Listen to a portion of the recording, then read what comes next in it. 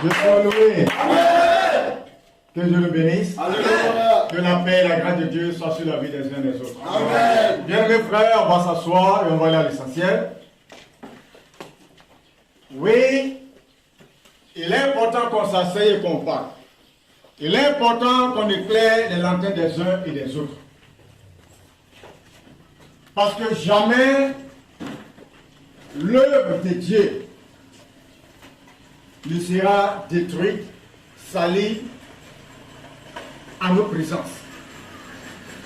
Parce que en faisant de nous ces combattants, ces soldats, ces valeurs expliquer ce qu'ils souhaiteraient avoir.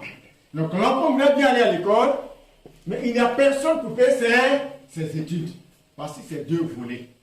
Alors nous avons dit nous sommes les dignes pères et les dignes parents.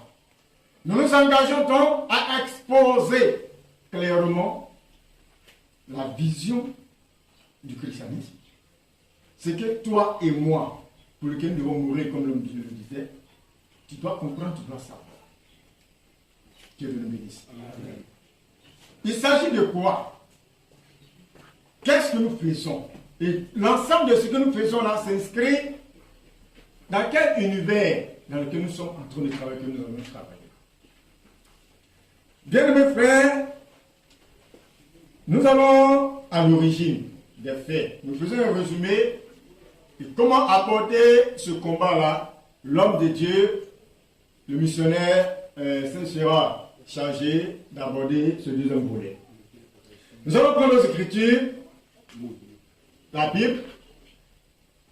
À l'origine, il s'agit de quoi? Qu'est-ce que tu dois comprendre? Qu'est-ce que je dois comprendre? Ce que nous sommes en train de faire, c'est le résultat d'une promesse. Selon Deutéronome chapitre 18, un lecteur s'il vous plaît. Bien. Deutéronome chapitre 18, on commence au verset 15 à 19. Nous en parlons parce qu'au fur et à mesure que nous avançons, vous voyez qu'il y a une panoplie de prophètes qui naissent. De gauche à droite, on ne sait plus. Parce que généralement, accompagnés par des signes, accompagnés par des prodiges, les serviteurs de Dieu sont souvent tentés à croire qu'effectivement, c'est ces derniers-là qui sont qui représentent aujourd'hui le Seigneur Jésus-Christ. Chose que nous devons refouler et permettre aux uns et aux autres d'être situés. Deutéronome 18. Commence au verset 15, frère. Deutéronome 18, à partir du verset 15. L'Éternel, oui, ton Dieu, te suscitera du milieu de toi, oui, d'entre tes frères, un prophète comme moi. Ah, vous l'écouterez. Une promesse a donc été faite. Susciter, c'est envoyer. Moïse, le prophète Moïse dit au peuple d'Israël, Dieu, l'Éternel, votre Dieu, va susciter du milieu de vous un prophète comme moi. Donc le projet, c'est l'envoi d'un prophète. Comme Moïse. Il dit quoi, vous l'écouterez. Bien mes frères, c'est l'enjeu du christianisme qui est là. Le prophète qui sera suscité là devra être écouté. Nous continuons, frère.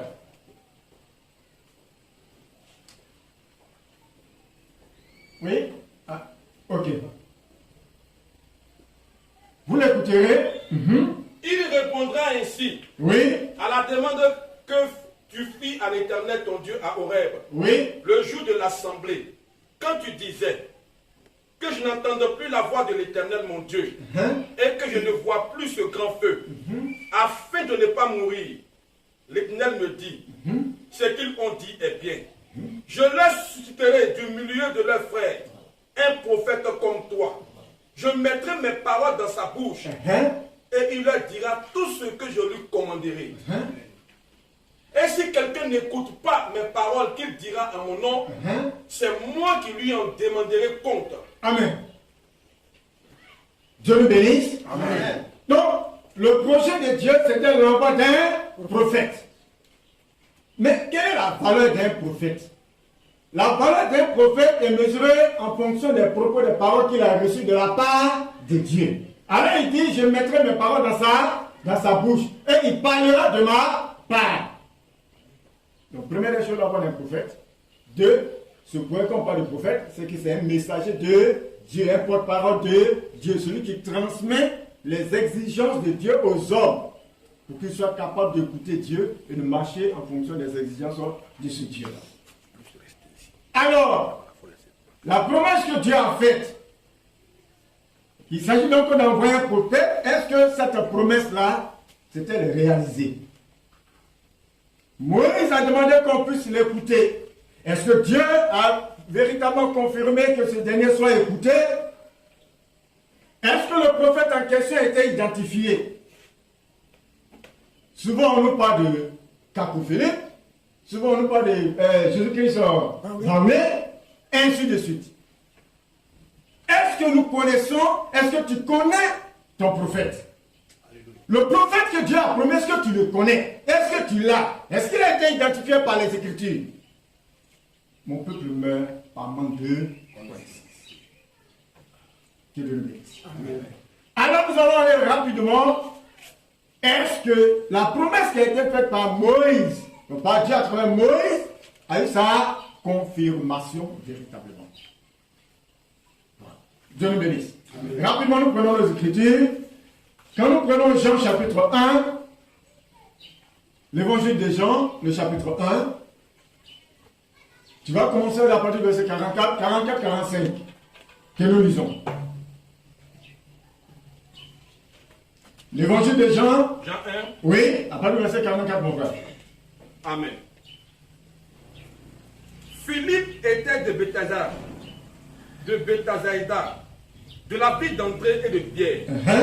Philippe rencontra Nathanaël et lui dit, oui, nous avons trouvé celui de qui Moïse a écrit dans la loi et dont les prophètes ont parlé, Jésus de Nazareth, fils de Joseph. Amen. Amen. Tu vas calmer le Seigneur. Oui, le prophète dont il s'agissait dans Deutéronome 18, c'était bel et bien, il dit, nous avons trouvé celui dont parlait Moïse dans la loi et dont les prophètes ont parlé. C'est qui? Jésus-Christ de Nazareth, le fils de Joseph. Bien-aimé, oui, le prophète promis, c'est Jésus-Christ de Nazareth. On n'en a pas d'autre. Le prophète qui a été promis, c'est le Seigneur Jésus-Christ qui a été promis, il est venu, il a été identifié. Amen. Il faut retenir cela. Et personne ne doit enlever ça de la tête. Peu importe les milliards, peu importe les avantages, même le cas ressuscité mort devant toi, mon prophète c'est Jésus-Christ. Alléluia. Amen. Alors, quelle recommandation que Dieu fit par rapport à ce prophète-là? Matthieu 27, rapidement. Matthieu 17, verset 1 à 5. Matthieu 17, le verset 1 à 5. 6 jours après, Jésus prit avec lui Pierre, Jacques et Jean, son frère, et il les conduisit à l'écart sur une haute montagne. Il fut transfiguré au-devant d'eux. Son visage resplendit comme le soleil, et ses vêtements devinrent blancs comme la lumière. Et voici, Moïse et Élie leur apparurent, s'entretenant avec lui. Pierre, prenant la parole, dit à Jésus, Seigneur, il est bon que nous soyons ici. Si tu le veux, je dresserai ici 3 tentes, une pour toi, une pour Moïse et une pour Élie. Comme il y parlait encore, une nuée lumineuse les couvrit. Et voici une voix fit entendre de la nuée ces paroles. Celui-ci est mon fils bien-aimé, en qui j'ai mis toute mon affection. Écoutez-le. Alléluia. Amen. De la même manière que Moïse avait demandé d'écouter le prophète que Dieu donc a promis, la voix depuis le ciel a confirmé cette exigence-là. J'aimerais véritablement insister là-dessus. C'est lui. Il dit, celui c'est mon fils bien-aimé, à qui j'ai mis toute mon affection. Écoutez-le. Confirmation des Écritures. Jésus-Christ doit être écouté, frère. Nous devons l'écouter. Si on parle d'écouter quelqu'un, ça sous-entend qu'il a un message à donner. C'est qu'il a quelque chose à dire. C'est là le nerf du problème. D'accord. Est-ce que le Seigneur Jésus-Christ lui-même reconnaît avoir reçu un message de la part de Dieu? Parce que c'est ça qui nous importe. On doit l'écouter. Mais celui qu'on doit écouter, est-ce qu'il reconnaît avoir un message? Est-ce qu'il croit venir sur cette terre-là pour transmettre un message particulier de la part de Dieu? Nous prenons rapidement le verset. Jean chapitre 12, le verset 45 à 50.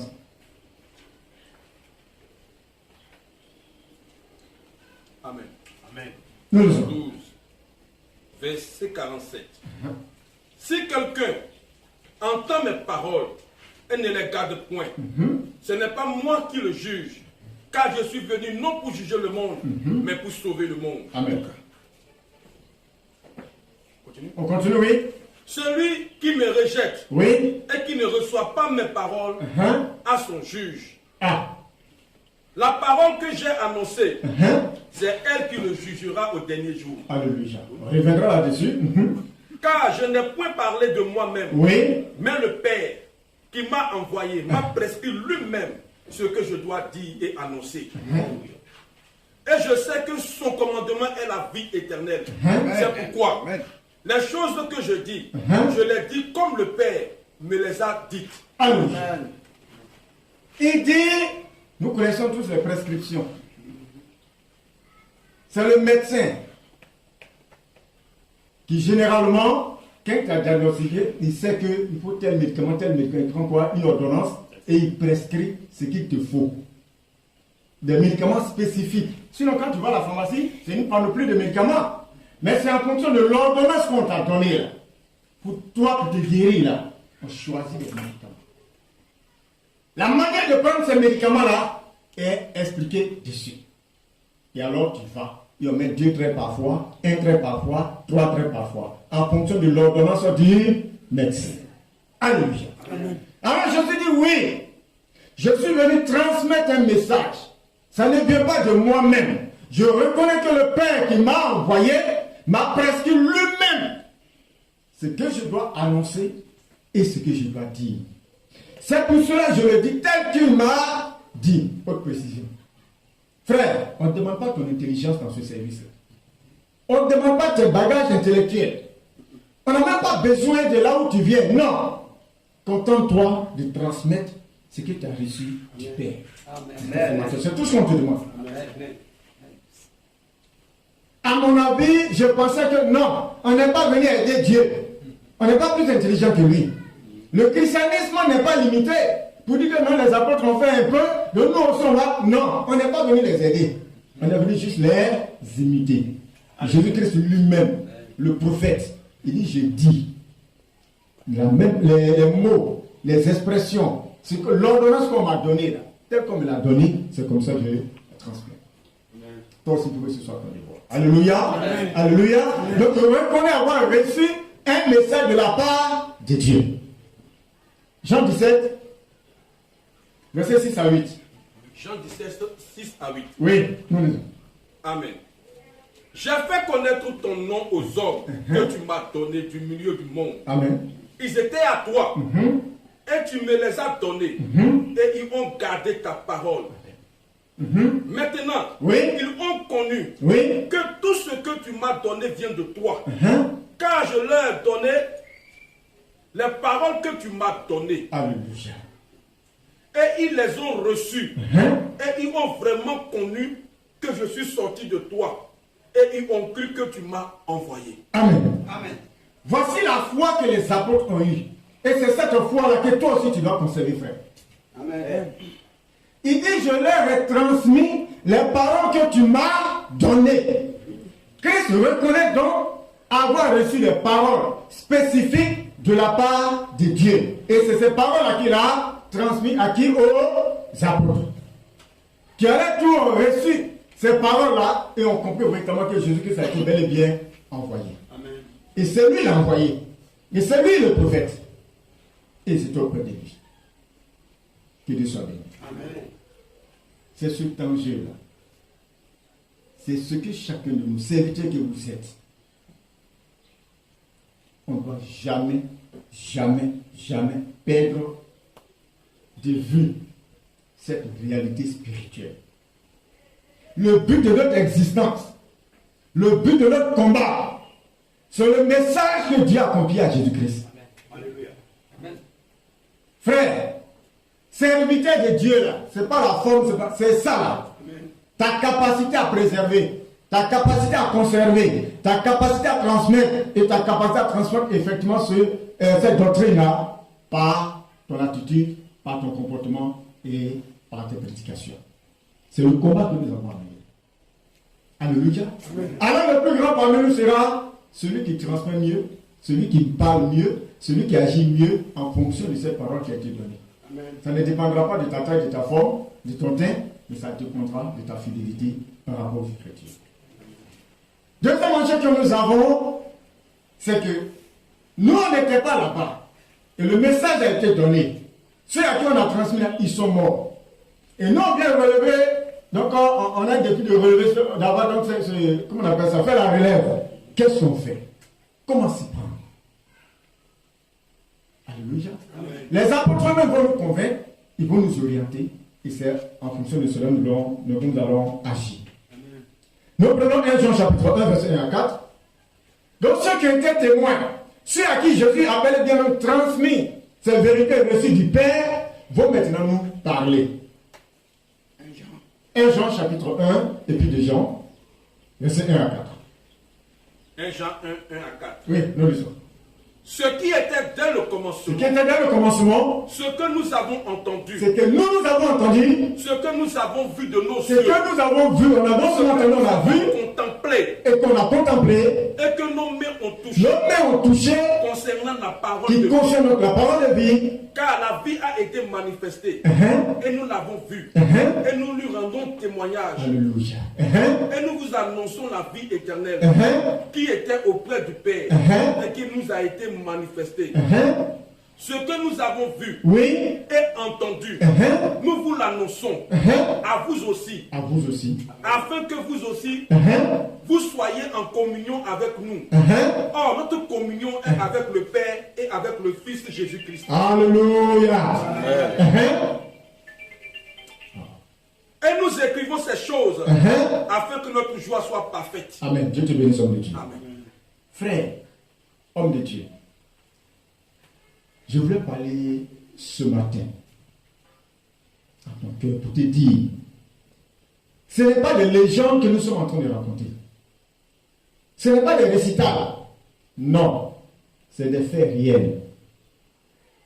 Ceux qui ont été témoins de ces faits-là témoignent et le confirment. C'est des témoins oculaires.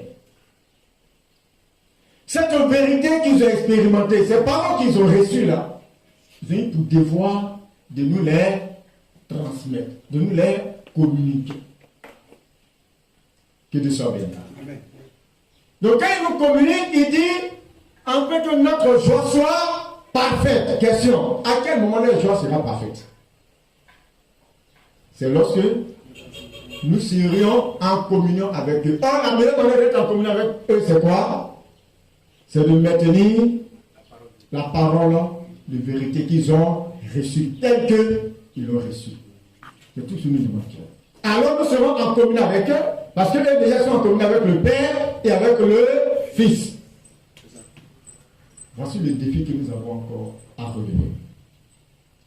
Que Dieu nous bénisse. Mon de Dieu, c'est écrit. On ne les voit pas. Donc comment s'y prendre? Ils vont encore nous orienter, frère. 1 Corinthiens chapitre 11, verset 1. Ils vont maintenant nous dire, comment toi et moi, est-ce qu'à un moment donné, on doit s'imaginer, on doit réfléchir pour apporter l'intérêt que nous avons acquis de l'autre côté? Est-ce que c'est ce qu'on veut, ou bien la philosophie de nos coutumes et traditions?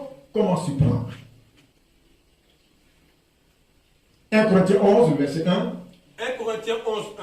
Oui. Soyez mes imitateurs, comme je le suis moi-même de Christ. Alléluia. Les apôtres nous demandent si réellement le message que Jésus-Christ a envoyé nous intéresse.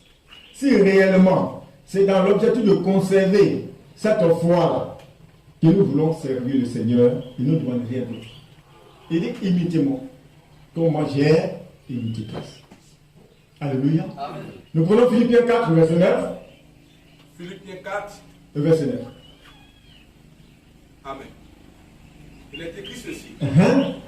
Ce que vous avez appris, oui, reçu et entendu de moi, oui, et ce que vous avez vu en moi, pratiquez-le, et le Dieu de paix sera avec vous. Alléluia. Frère, les apôtres nous disent ce que nous avons appris d'eux, à travers quoi? À travers les Écritures. Ce qu'on a vu en eux, là, à travers les Écritures, ils nous demandent de les pratiquer. C'est en ce moment-là, c'est à cette condition-là que le Dieu vivant sera avec nous. Et si on fait le contraire, il ne sera pas avec nous. Donc, peu importe ton lieu de rassemblement que tu mets en carreau en or, carreau en, je ne sais pas, climatisé, lieu de rassemblement climatisé, si ton message, si ton enseignement, si ta prédication n'est pas conforme à la foi que les apôtres ont reçue, Dieu n'est pas avec toi. Amen. Frère, on a obligation de conserver ce message. C'est l'enjeu qui est là. Le reste c'est intéressant, c'est vrai, mais l'essentiel, c'est la conservation du message que Dieu a transmis à Jésus-Christ et Jésus-Christ aux apôtres. Que Dieu nous bénisse. Alors il nous dit, dans Philippiens chapitre 3, verset 17, Philippiens 3, verset 17. Amen. Amen. Soyez tous mes imitateurs, frères, et portez les regards sur ceux qui marchent selon le modèle que vous avez en nous. Amen. Il dit, parce que tout ce que nous sommes en train de dire, c'est écrit. Paul n'est plus là, il est mort. Pierre n'est plus là, il est mort. Jean n'est plus là, il est mort. Jacques n'est plus là, il est mort. Maintenant, comment procéder? Il dit, voici ce qu'on vous donne comme chrétien. C'est que partout vous voyez un serviteur de Dieu. Écoutez-le dans sa manière d'enseigner. Regardez-le dans sa manière de vivre. Si les valeurs, quand vous lisez les Écritures, vous retrouvez ces valeurs en lui, alors faites quoi? Suivez-le. Frère, on vous demande ce matin, si les valeurs que vous lisez selon les Écritures là, se confirment dans nos vies, suivez-nous. C'est un ordre du Seigneur. Les apôtres, oui, on peut suivre un homme. Ce n'est pas un péché.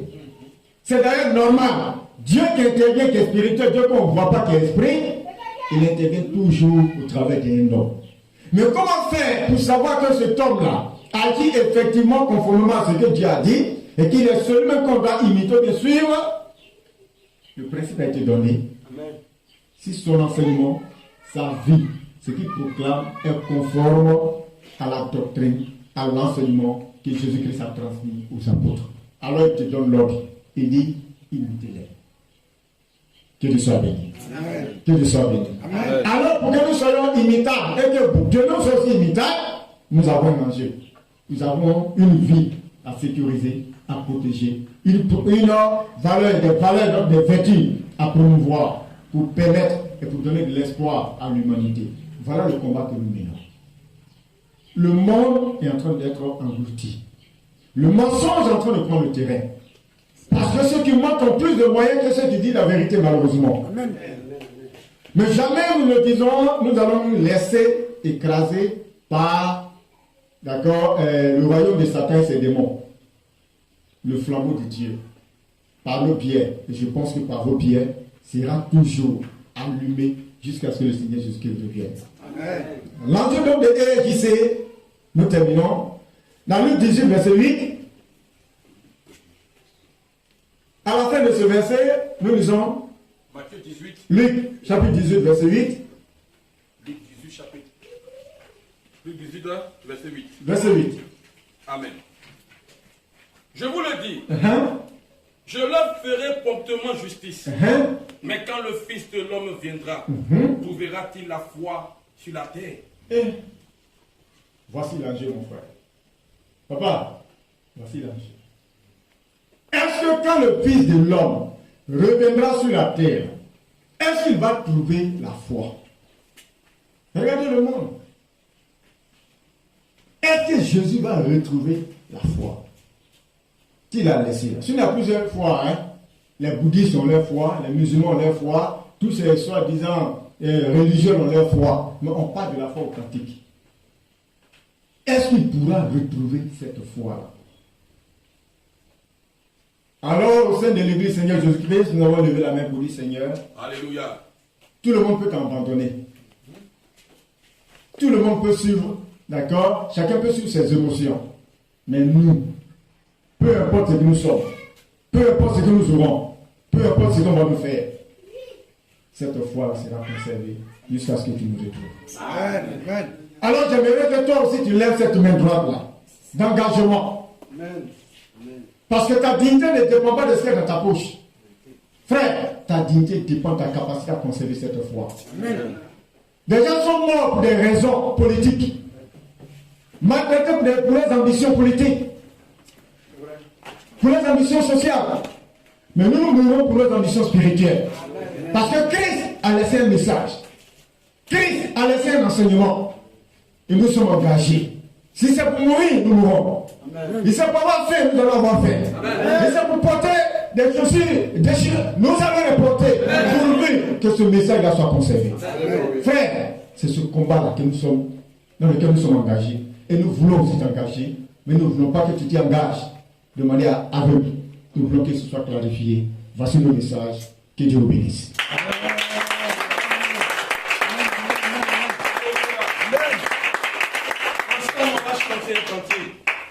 J'ai décidé de suivre Jésus.